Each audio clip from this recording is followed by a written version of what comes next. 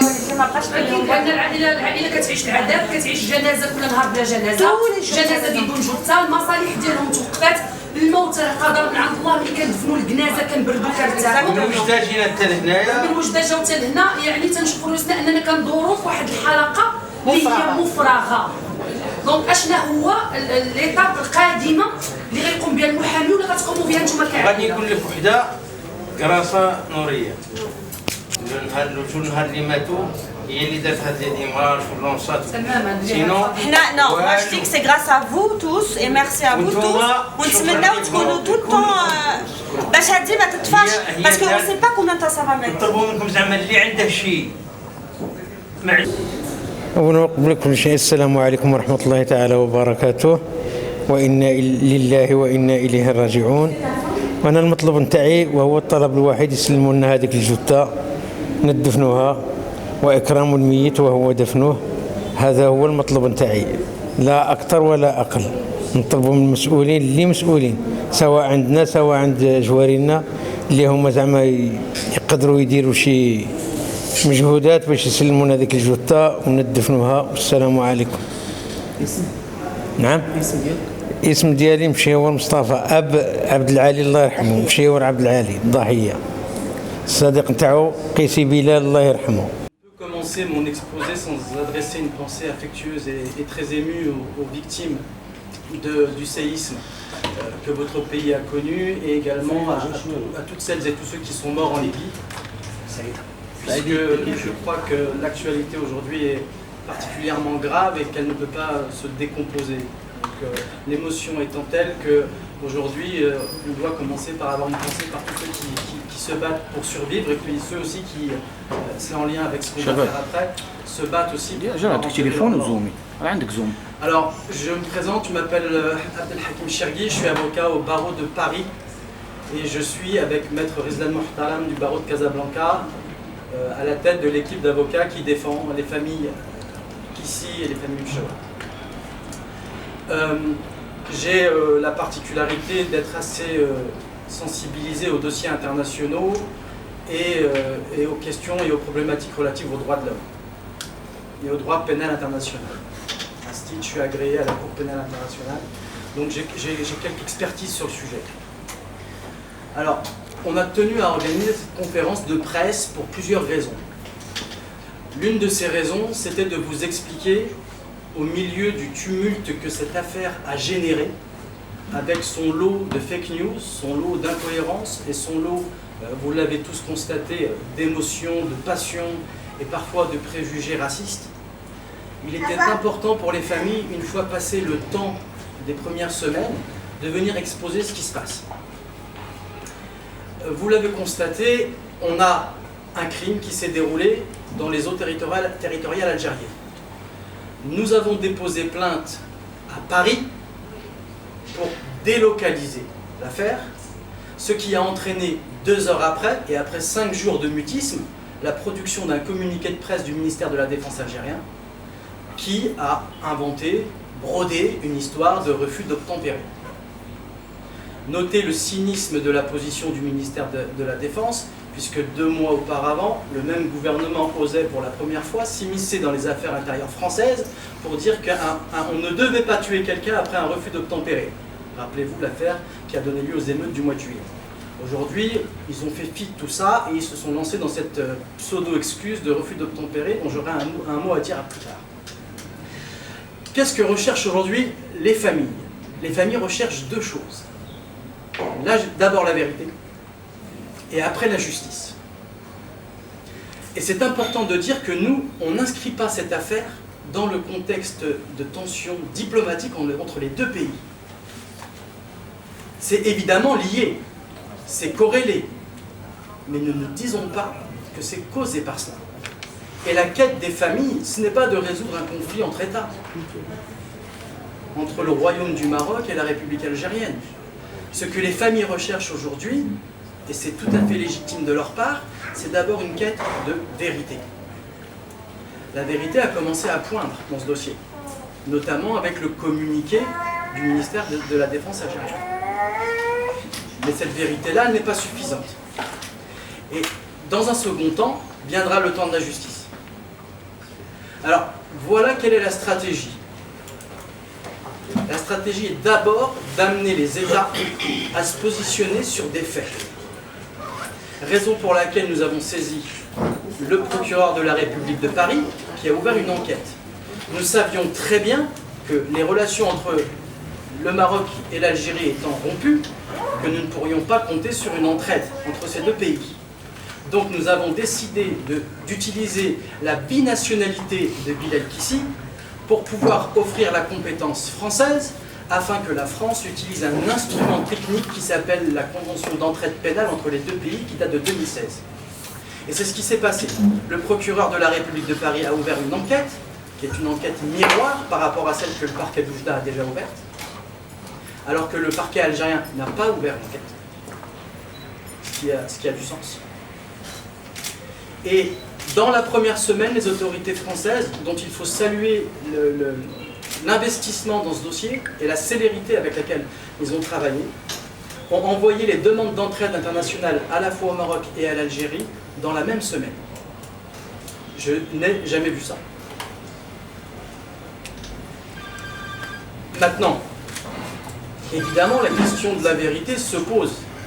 La question de la vérité se pose, pourquoi? Parce que on n'a pas forcément des versions contradictoires. On a une version qui est incohérente, celle de la République algérienne, du ministère de la Défense. Pourquoi?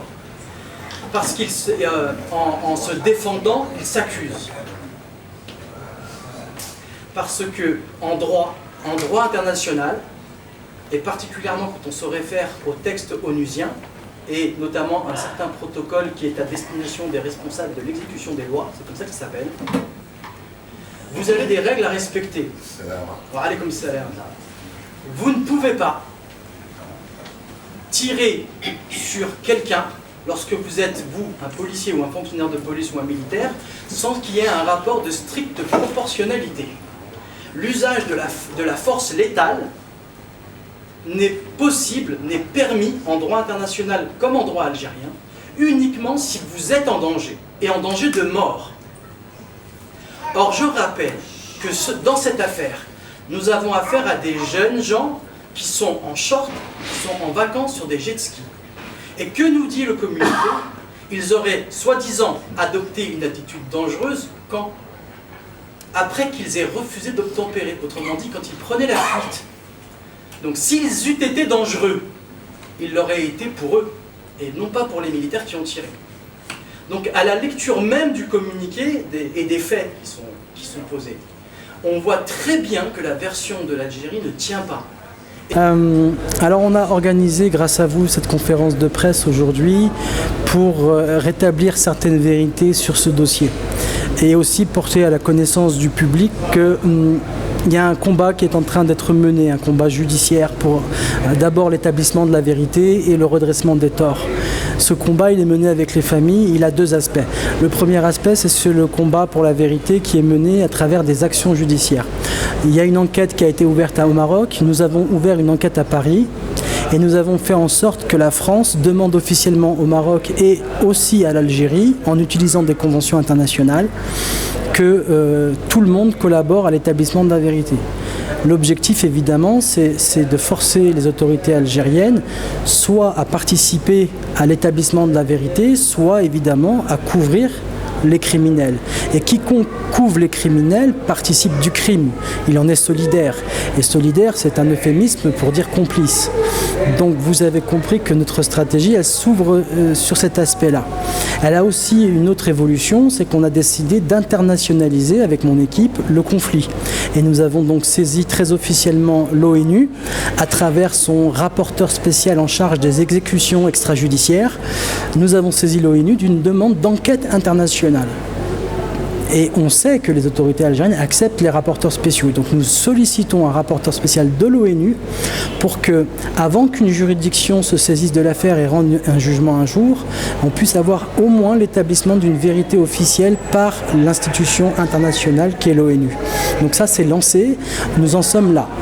Il y a également aujourd'hui la question beaucoup plus pressante de la restitution du corps du jeune Abdel Ali Mechouer, rahmatullah alayh, qui est actuellement actuellement depuis 4 semaines gisant dans un frigo dans un hôpital à Sidi Bel Abbès en Algérie, et dont on a initié les démarches officielles pour pouvoir permettre la restitution du corps.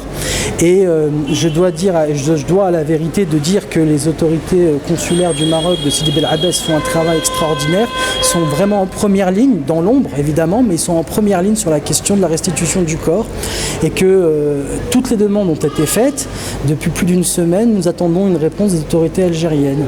Et cette lenteur peut parfois être comprise comme une décision de ne pas restituer le corps, ce qui augmente la souffrance de la famille Mchiwer, qui ne demande que ça, enterrer leur fils. Nous, on a fait ça. On a les informations. La communication avec le consulat marocain ou les autorités algériennes, c'est au point mort. Pendant au moins 2 semaines. Point mort. L'avocat algérien, j'ai les bureaux concernés, les bonnes personnes, les bonnes informations. D'abord, j'ai les bonnes informations, le consul marocain de l'Algérie, les bureaux, les stokblos, d'accord de principe, ils étaient d'accord pour qu'il y ait une démarche qui commence à se faire. Exactement. Donc, pour nous, c'était une bonne nouvelle. Au bout de 15 jours, le consulat il a continué à contacter le procureur militaire, mais on n'a pas eu de réponse. Alors, est-ce que c'est parce que vraiment la procédure d'Yalhom est là, ou là qu'il y a une chose derrière? On n'a pas d'information. On n'a pas d'information, information. Voilà, exactement. Alors, est-ce que c'est un refus ou est-ce que c'est juste la lenteur? كل واحد غادي يدير رايو غادي يفهمها كيف ما كل واحد يفهمها كيفاش. دونك نتوما باش فهمتوها حنا فهمناها بلا ديجا حنا ما نفهمهاش باسكو نو سي ما فهمناهاش ديجا هذه جوج تامات الله يرحمها الشيخ دونك هاد عدم الاجابه ديال السلطات الجزائريه بالنسبه لكم غير مفهوم. فوالا ما فهمناهاش وكيما قالت مروه نيسبيغ كو سو سوا جوست اون لونتور. فوالا هما شافوا ان غير مفهوم. سمعتها كيما قالت لك مروه قالت لك حنا كنتمناو تكون غير لا بروسيدور اللي تويدا تخيل لا بروسيدور كنتمناو هذا نهضر على هذا السيد من جماعتنا ولاد عمنا من دارنا. أنا نطلب من الجزائريين ضباط الجزائريين، أنا خدمت معاكم 56 و 57 و 58 و 59.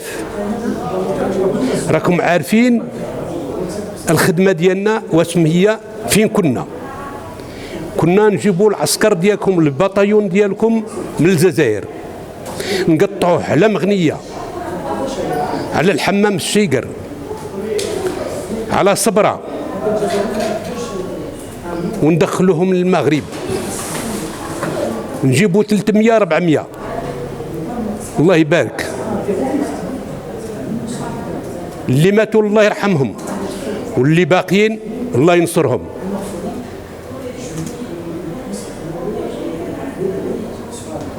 نطلب من الضباط الجزائريين، الحكام الجزائريين القدام والصغار والكبار ولا جندرميري والمينيتير ولي غارد كور لا مارين وفي كل. احنا انسوبيه وراكم عارفين ناس الشرق عندنا نسوبيه كبيره جزائريه، مغربيات جزائريات، اولادنا مخلطين. ولكني انا نطلب من الضباط الله يرحم والديكم، واللي عرف حق الوالدين واللي عرف حق الاولاد.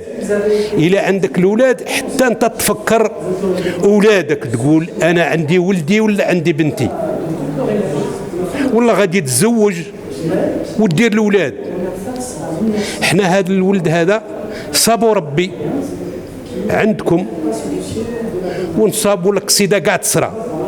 القصيده راه حنا درك هنا خارجين من هنا ما عرفناش غادي نوصلوا لدارنا وإلا نموتوا، وإلا اللي كتبه ربي كتب له رب العالمين باش هذاك النهار ما يزيدوش. ولكني ضباط الجزائريين، حكام الجزائريين، رياس الجزائريين، نطلب منكم واحد الطلبة. الله يرحم والديكم، راه عندكم الولاد، أولاد ولادكم وخوتكم. أنا نطلب منكم تسمعوا الصوت ديالي وتسمعوا الطلب ديالي اللي درتو عندكم. طلبتكم ضيف ربي، وضيف ربي واعر عند الله تعالى وبركة. أنا نطلب منكم، خدمت معاكم 5 سنين ولا 6 سنين. الجزائر راني ضربتها بالرجل في بلادكم، بالبيطاغاز نتاع المينيتير تاعكم. خدمت في البطايون نتاع السي محمد زبير في الولاية 1 باش نعطيكم الراسي ما فين كاين. صحاب بجاية، صحاب عنابة، كسونتين، البرج بوعريريج، حنايا، غيليزان، بالعباس، تلمسان، وهران، تموشنت، بنين صاف، نضرومة، الغزوات. أنا نطلب منكم واحد الطلب، الحكام الجزائريين، جدارمية، العسكر، الضباط، الحكام، نطلب منكم طلبة واحدة. الله يرحم والديكم، أعطيونا هذا الزناجة. أمه راها ما ترقدش، وراني جبتها هنا لكازا باش تحضر معنا في هذا الرابور اللي راني درتها معاه، وما قدت تنوض، ما قدت، راها شهر والدار معمرة. جاونا الجزائريين خوتنا الله يخلف عليهم من فرنسا، جاو الكحلان من فرنسا، جاو القور من فرنسا، جاو المغاربة من فرنسا، التوانسة من فرنسا يحضروا له الزناجة، ولكن مع الأسف ما كانش، ما جاش. أنا نطلب منكم وحدة، الله يرحم والديكم، الله يرحم والديكم اللي عنده الأولاد واللي عنده البنات واللي عنده الأخوت. نطلب منكم هذه الزناجة تعطيوها لنا في هذه 3 أيام ولا 4 أيام باش ندفنوه وتتهنى أمه. أمه راها تقول ولدي ما ماتش، وتبات حية مسكينة. تفكروا أنتم والديكم، تفكروا أولادكم. والسلام عليكم ورحمة الله وبركاته. والله يا رب العالمين توصلكم هذه الرسالة ديالي في صحة جيدة، واللي سمعها بصحة جيدة، واللي حضر لها بصحة جيدة. الجزائريين فين كنتوا؟ في الجزائر. والسلام عليكم ورحمة الله، وردوا لي الوجب، راني نستناكم. والسلام عليكم.